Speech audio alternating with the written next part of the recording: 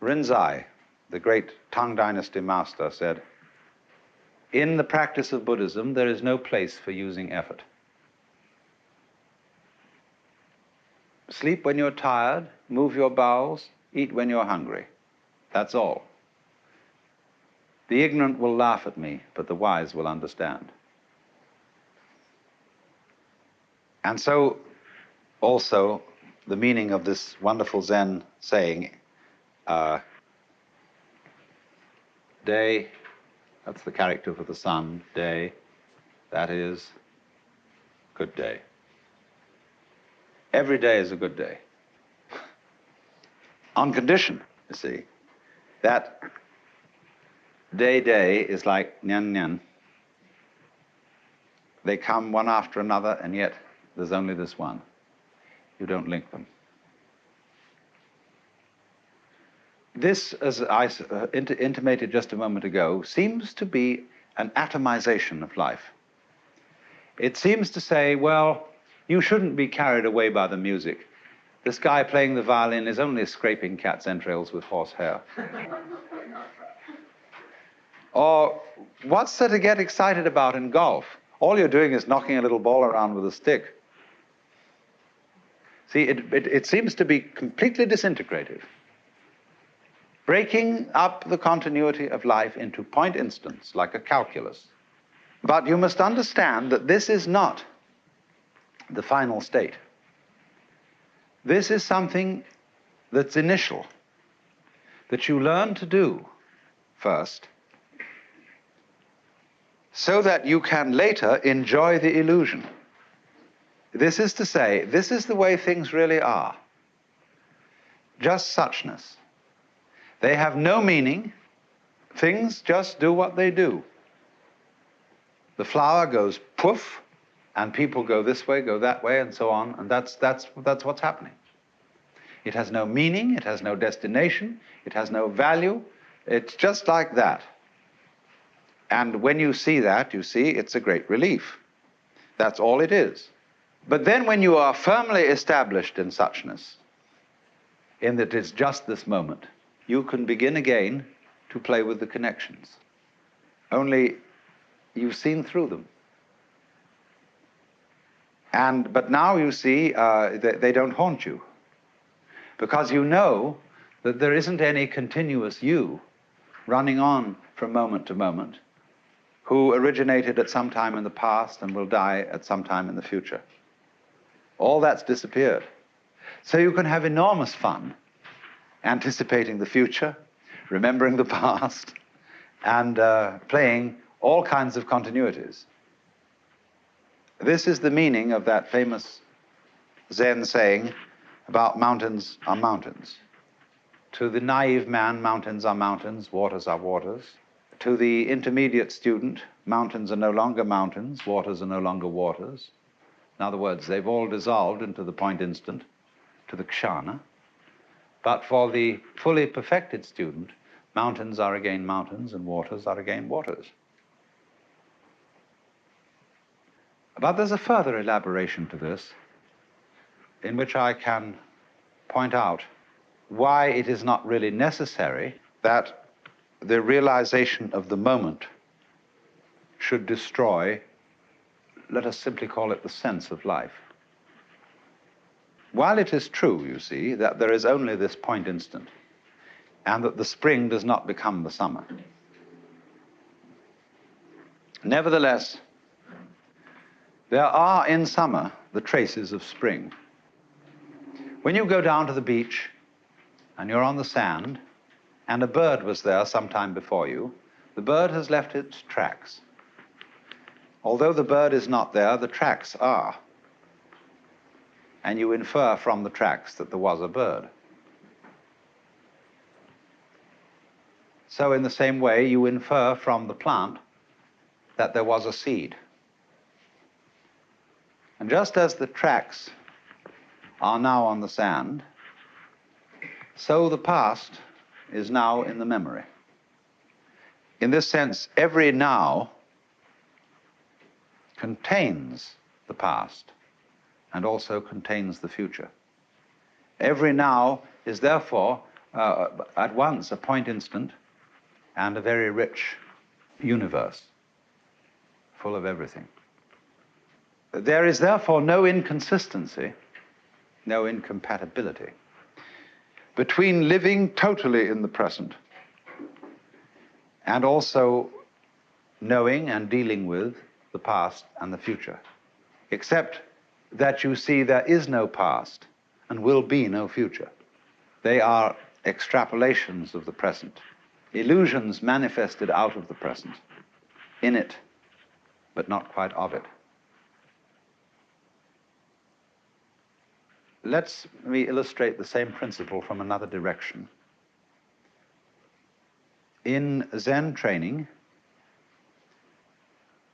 in its initial stages, the master discourages intellectualization.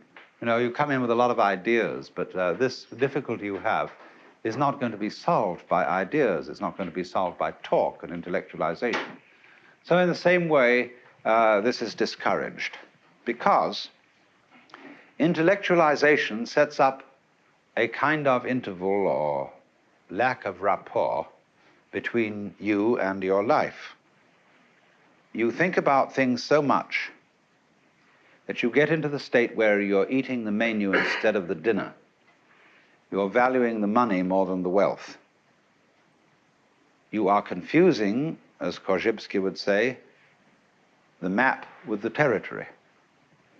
And what they want to do is to get you into the territory, to get you into relationship with what is, as distinct from ideas about what is.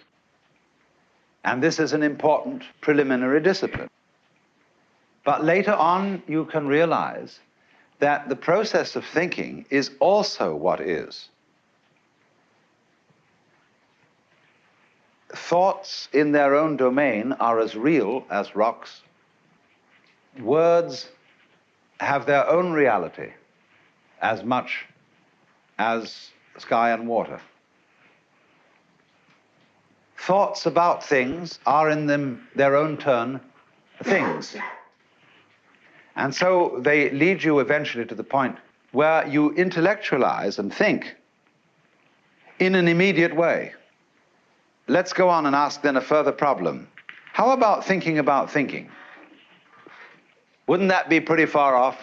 Here is a person removed from life because he's in the intellectual world, and he's all living in symbols. He's a kind of a living bookworm. Now, what about a librarian? A person who writes books about books, a bibliographer, a classifier of classifications.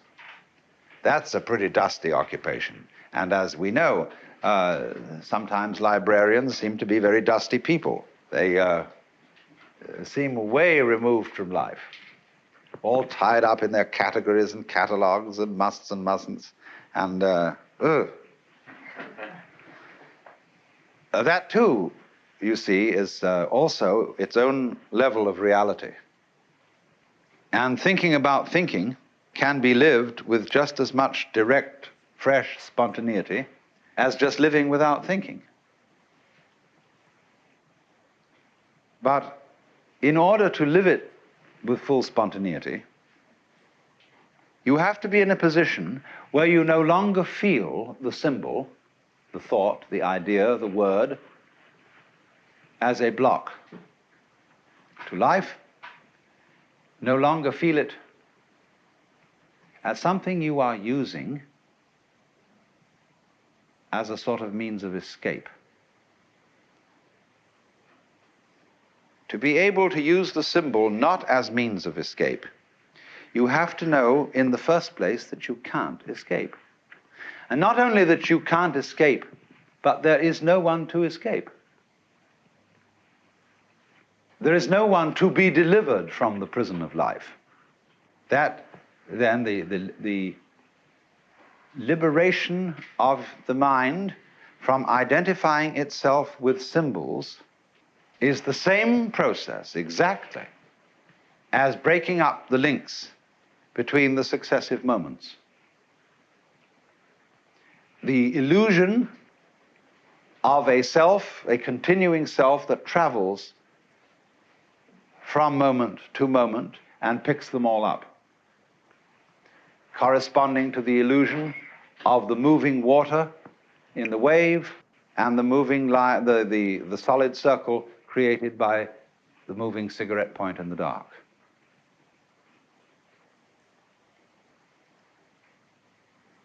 This is the meaning then that there is no one who perceives anything, no one who experiences anything. There is simply seeing and experiencing. We introduce all these redundancies through talk. We talk about seeing sights, hearing sounds, feeling feelings. All that is irrelevant. There are sights, there are sounds, there are feelings. You don't feel a feeling. The feeling itself already contains the feeling of it. Do you see? That's very simple. To have sight, you don't need something to be seen on the one hand and a seer of something to be seen on the other. And then some mysterious way they come together. The seer and the seen, the knower and the known, are what we call terms. Terms mean ends.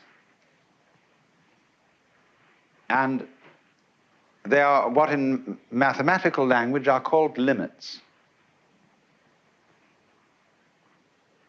Now, when we take a stick, the stick has its two ends. They are the terms of the stick.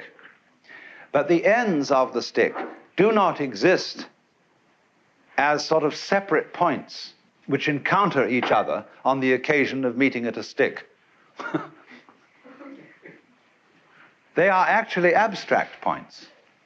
The ends themselves, considered as themselves, are purely geometrical. They're Euclidean imaginations. The reality is the stick, you see? So in the same way with that phenomenon called experience, the reality is not an encounter of the knower and the known. The reality is an experience which can be termed as having two aspects, two ends, the knower and the known. But that's only a figure of speech. Neurologically, this is true. Everything that you see is yourself. What you are aware of is a state of your nervous system.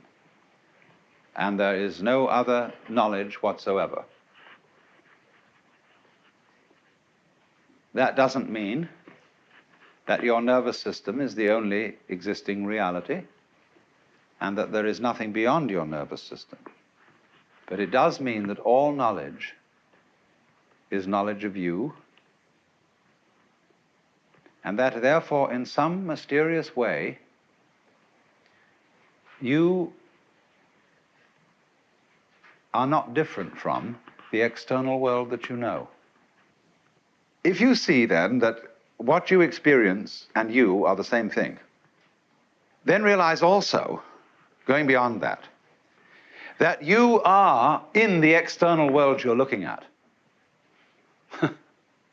You see, I'm in your external world, you're in my external world. But I'm in the same world you are. My inside is not separable from the outside world. It's something the so-called outside world is doing, just as it's doing the tree and the ocean and everything else that is in the outside world. Now, isn't that great, you see? We've completely got rid of the person in the trap, the one who either dominates the world or suffers under it. It's vanished. It never was there. And when that happens, you see, you can play any life game you want to. Link the past and the present and the future together. Play roles. But you know, you've seen through this great, what do they call it, the great social lie, that one accumulates, owns experiences, memories, sights, sounds, and from that, other people, possessions, so on. It's building up always this idea of oneself as the haver of all this. If you think that, you've been had.